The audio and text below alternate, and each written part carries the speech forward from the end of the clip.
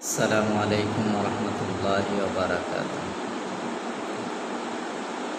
হযরত আবু বকর সিদ্দিক রাদিয়াল্লাহু তাআলা আনহু কোনো দলিল লাগান, উনি বিনা দলিলে আল্লাহকে মানলেন, রাসূলকে মানলেন, কোরআনকে মানলেন। রাসূল বলেন যে, আবু বকর তুমি কি মানো আল্লাহ এক? বললেন, ইয়া রাসূলুল্লাহ, জি আমি মানি আল্লাহ এক। রাসূল বললেন, তুমি কি মানো আবু বকর আমি রাসূল, আল্লাহ তাআলার রাসূল? আবু বকর বললেন, জি আমি মানি আপনি আল্লাহ তাআলার রাসূল। বললেন, আবু বকর তুমি কি মানো কুরআন আল্লাহ তাআলার বাণী?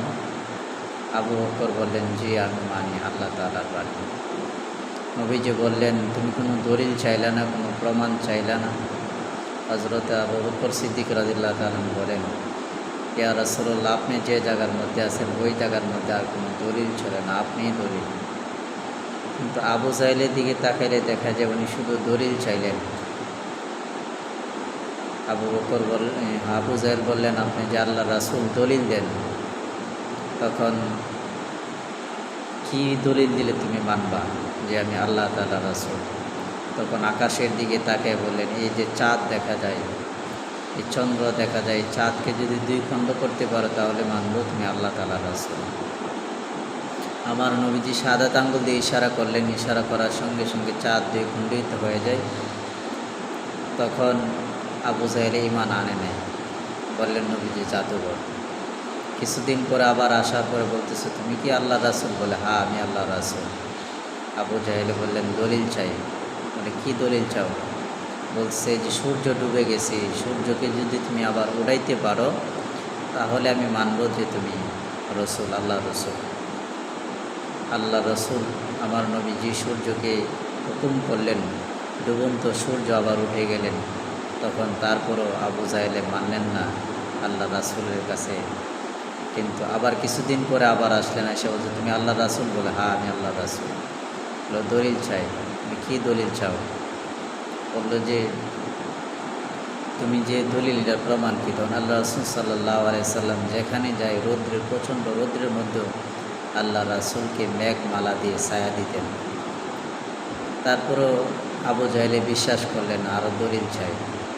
বলে, আর তুমি কি দলিল চাও? বলে, এই যে গাছ দেখা যায়, গাছটাকে যদি তোমার কাছে আনতে পারো তাহলে বুঝবে যে তুমি আল্লাহ রাসূল। গাছকে ইশারা করলেন, গাছ আল্লাহ রাসূলের কাছে চলে আসলেন। আবার ইশারা করলেন, গাছ আবার জায়গায় চলে গেলেন। তারপর আবু জাহেলে রাসূলকে মানতে রাজি না, আরও দলিল চাইলেন। তখন আল্লাহ রাসূল বললেন, আর কি দলিল চাও? রাস্তা দিয়ে হাঁটতেছে, পাথরগুলা আমার নবীকে সালাম দিতেছে, আমার নবীজির আল্লাহর একত্ববাদের কথা বলতেছে, আপনি যে আল্লাহ রাসূলটা প্রমাণ দিতেছে। পাথর পর্যন্ত আমার রাসূলকে সালাম দেয়, কিন্তু তারপরও এই দলিলও মানে না, আরও দলিল চায় আবু জাহেল। তখন আমার নবীজি যখন বাগানের ভিতরে প্রবেশ করলেন, আবু জাহেলের সঙ্গে ছিল। এই বাগানের যত হিংস্র প্রাণী ছিল আমার নবীকে চিনে সেজদা করতে লাগলো। তারপরে দলিল চাই, কিন্তু শেষ পর্যায়ে তো দলিল দেওয়ার পরও আবু জাহেলে বলতেছে, কিছুদিন পরে আবার আসলেন, আয়েশা বললেন, আপনি যে আল্লাহর রাসূল এটা আজকে প্রমাণ করতে হবে। তুমি কি দলিল চাও?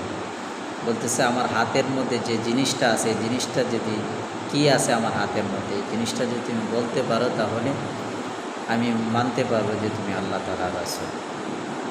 তখন আমার নবীজি বললেন, তোমার হাতের মধ্যে যে জিনিসটা আছে এই জিনিসটা যদি সাক্ষী দেয়, তোমার হাতে যে জিনিস আছে এই জিনিসটা বলা সহজ, কিন্তু তোমার হাতের মধ্যে যে জিনিস আছে এই জিনিসটা যদি সাক্ষী দেয় যে আপনি আল্লাহর রাসূল, তাহলে তুমি মানবে কিনা? আবু জাহেল বলছে, তাহলে খেলাটা আরও বেশি মজা হয়। যে জিনিস আছে তো কথা বলতে পারেন, এই কীভাবে বলবেন? আচ্ছা বলো তাহলে আমার। তখন আমার নবীজি ইশারা দিয়ে বললেন, হে পাথর, তুমি বলো আমি কে? তখন আবু জাহেলের হাত থেকে এই পাথর নবীকে সালাম দিয়ে কথা বলতে লাগলেন, আপনি আল্লাহ তাআলার রাসূল। তারপর আবু জাহেলে হেদায়েত হয় নাই, রাসূলকে রাসূল হিসেবে মানে নাই।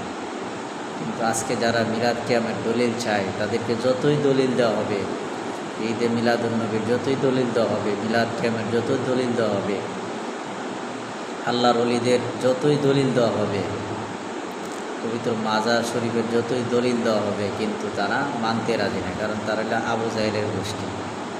আশা করি কথাগুলো বুঝতে পারছি।